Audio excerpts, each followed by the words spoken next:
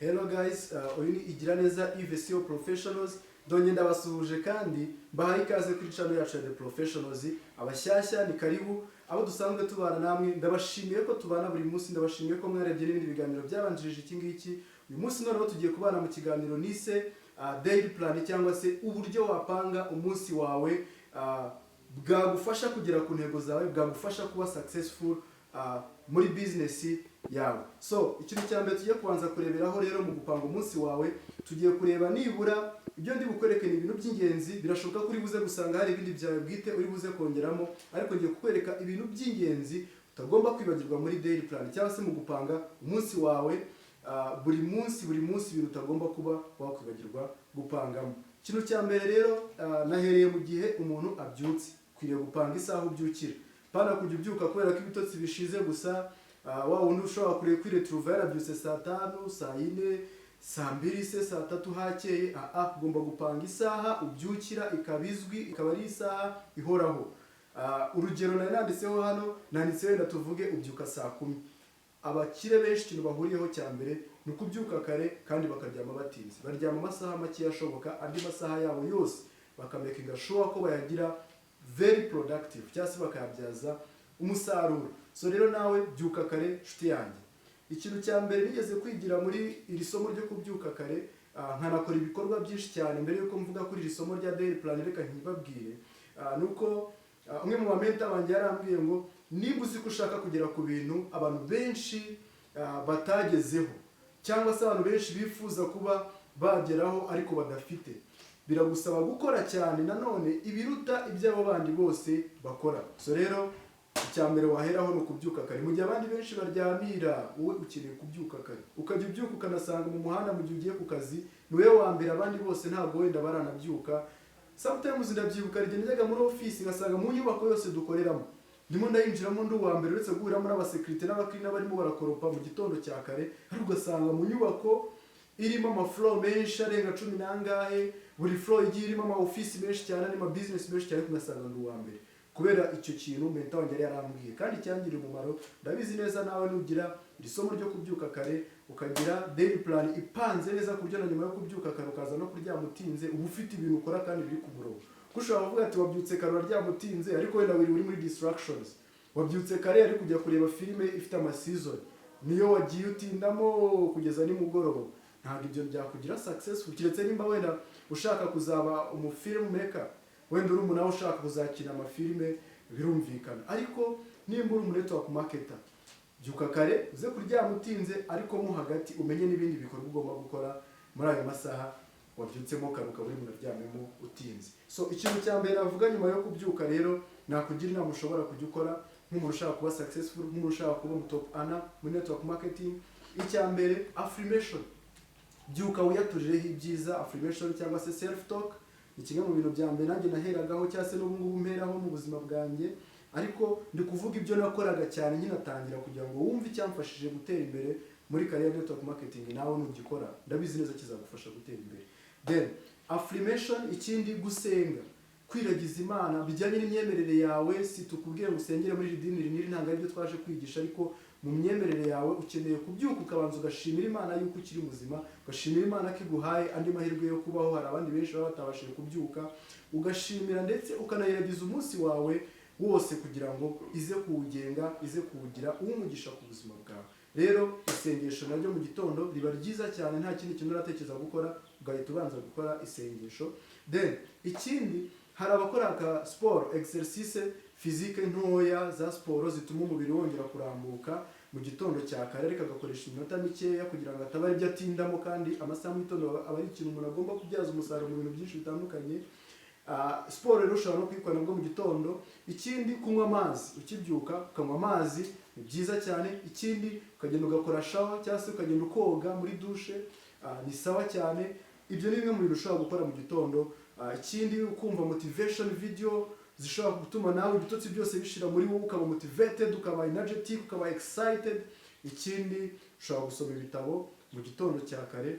Then after, nyuma y'ibyo byose nari maze kuvuga, ikintu kizakurikiraho nk'umu network marketer, nimba ukora business full time, uburyo nabikoraga cyangwa se uburyo nawe nakugira inama wabikora. hahita hakurikiraho igikorwa cyo kujya muri morning training, sale meetings. Bitewe n'isaha muyitangirira muri training center yanyu, njye ntabwo mbizi, ariko shyira muri schedule zawe za buri munsi, daily plan ya buri munsi, ushyireho isaha ugomba kuba wamaze kugera kuri training center for the trainings, ku buryo utanayikererwa. Nimba ushaka kuba uwa mbere mu top ana, uba ugomba kuzinduka muri training ukaba wicaye ku ntebe y'imbere na agenda yawe n'ikaramu ukaba uri kwandika. Ibyo bintu bizagufasha cyane.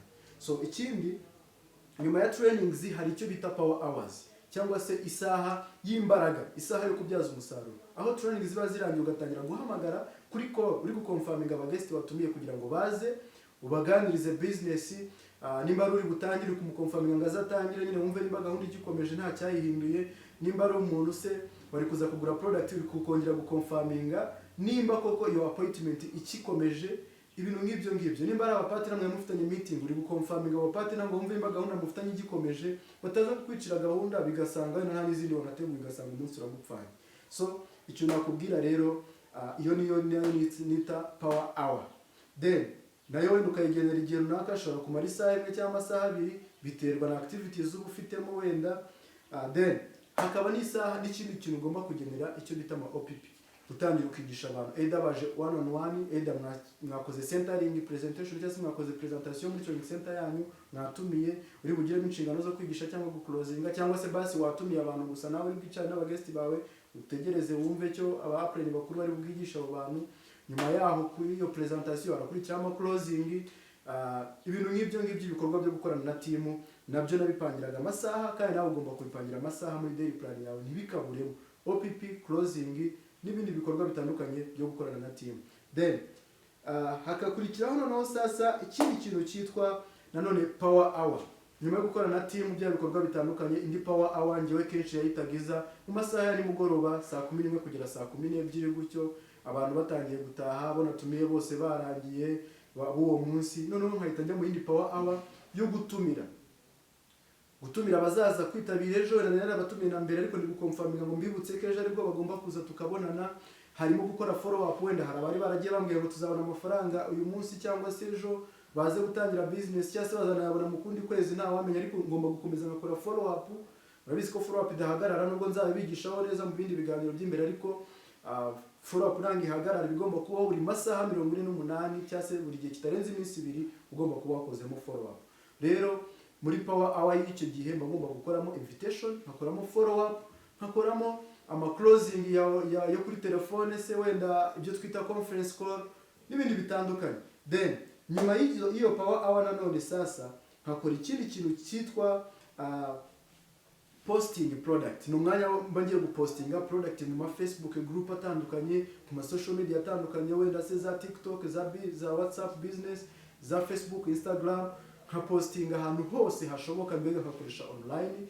Then namara gupostinga yaba kuri business ndetse no kuri product, nkaba wenda amasaha none arakuze, wenda nshobora kuba natashye cyangwa nkiri mu mujyi, ariko hakaba hagezweho schedule noho yo gukora ibikorwa bya team ariko bya online. Either hari ama presentation yagiye kuba yo kwigisha abantu bashya, abera muri group za WhatsApp, abera kuri Google Meet cyangwa se kuri Zoom, abera online saa 9 z'umugoroba tuvuge. Icyo gihe nkahita ninjira muri ibyo bikorwa, cyangwa se nimba ndi mu closing, ubwo nyine mba ndi ready nabwo muri ayo masaha no gukonfaminga abagesti banjye nashyize muri ya group, nimba ari ya WhatsApp, nimba arabona high link yo kuri kujya kuri Google Meet, urumva ngomba kuba ndi concentrated kugira ngende mbibutsa ba joining with ya link nyine bajye kuri meeting tubigisha. Then ibyo bikorwa byo online nabyo birangiye, ikindi gikurikiraho rero sasa ushobora kuba wageze mu rugo ukajya muri personal activities. Either ugiye kujya gukora douche, ugiye guteka, nimba ukibana uri umusore, nimba wenda ufite urugo nabwo ufite personal activities ukora. Then nyuma yaho gatoya umaze kurya, personal activities zo kumugoroba zawe wazirangije, wateguye umwambaro uzambara ku munsi ukurikiyeho, ibindi bikorwa ukurikizaho nanone ushobora gusubira online, ukajya muri prospecting online. Kuri Facebook ari abantu benshi bari online muri ayo masaha, wakuraho nimero nshyashya kuri Instagram, kuri TikTok, ahantu hose ushobora gusubiza none message kuri abandi bari wapostinze kuri product, arabagiye bakubaza ati se koko yamvura, ese nayibona gute, ese igura ngahe. Wapostinze kuri business abantu bari kubaza se koko ibi bintu byanyu byateza umuntu imbere, ukagenda nyine usubiza izo messages zitandukanye. Hari saba partner bari kukubaza utubazo umwe na tumwe batarasobanukirwa muri business, ukajya online ukabasubiza ukavugana nabo ibintu nk'ibyo bitandukanye. Then ibyo byarangira rero nabyo bitera amasaha wenda uko bari kugenda akura. Ikindi kintu utagomba kwibagirwa muri daily plan yawe nahitaga nkurikizaho cyangwa se nawe wanakurikizaho ni ikintu cyitwa kongera ugakora indi evaluation. Noneho ukavuga ati se bya bintu nari narapanze kujya nkora buri munsi nimba nariyemeje kujya nkora prospecting y'abantu 5 ku munsi, ese koko nayikoze? Nimba wanakoze zero prospecting ihe zero, ntuzigere wibera na rimwe, kuko niwibera no uzaba uri kwishuka, no uzaba uri kwihemukira, nta wundi muntu uzaba uri kwihemukira nk'uko uzaba uri kwihemukira wowe ubwawe. Then ikindi ukamenya ngo muri evaluation uevaluating ibikorwa byose. Hari agafomu ka evaluation kaba kagiye karimo personal activities, personal prospecting, personal invitation, personal presentation, personal closing, personal follow up, hakazamo na team n'ibikorwa wagiye ukorana na team cyangwa se wagiye ufashaho team prospecting, ibintu nk'ibyo bigiye bitandukanye, team prospecting, team presentation, team invitation, team closing, team follow up, ibintu nk'ibyo ngibyo.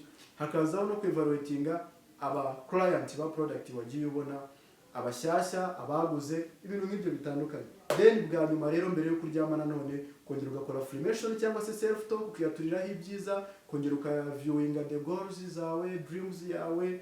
Then warangiza ugashimira Imana ko Imana yaguhaye kurangiza uwo munsi amahoro. Hari benshi baba utangiye ariko batawurangije, ugashimira Imana ukanayiragiza ibitotsi byawe kugira ngo bize kuba bihire nabyo, hanyuma ukiryamira ukaruhuka. Ibyo ni ibintu by'ingenzi rero nawe utagomba kwibagirwa muri daily plan yawe. Nyabuneka buri gihe ikindi kintu nakubwira, make sure yuko ujya kwinjira mu munsi wabanje kugutegura. Yes, iki kintu nkunda kukibwira abantu, plan your day in the day before. Jya utegura umunsi mbere yo kwinjiramo. Bana abantu usanga bari gutegura umunsi bamaze kuwugeramo, icyo gihe ntabwo umunsi wapfa kubera successful. Ariko nutegura umunsi mbere yo kwinjiramo, daily plan yawe ukiha discipline yo kujya uyikurikiza. Kuko abapanga iyi daily plan ariko nabwo ntibayikurikize, niwongeraho discipline yo kujya uyikurikiza buri munsi. Nimba uyu munsi wenda wari wiyemeje prospecting abantu 5 ukaba prospectinze 2, mbega ukiha igihano cy'uko abo bandi 3 baburagaho, ejo ugomba kubongera kuri 5 bejo uguka prospecting abantu 8 bitararengerana. Byazagufasha mu ntego z'umwaka ukaba wazigeraho ku kigero cyo hejuru, ntego z'imyaka 5 ukazigeraho ku kigero cyo hejuru. So thank you so much, ndagushimiye waragiye video kuva kunangiriro kugera ku musozo. Ndagusaba kugira ngo uyisharinge abafite ibikorwa bawe bose, kandi nimba ari ubwa mbere tubanye wibuke gukora subscribe, ukore na like, unatubwira muri comment ikintu cyagufashije cyane kuruta ibindi, ndetse unatubwira ikindi twazakuganirizaho muri training y'ubutaha. Thank you so much, ikiganiro cyanjye nakagaruka, ndabakunda cyane. See you at the top.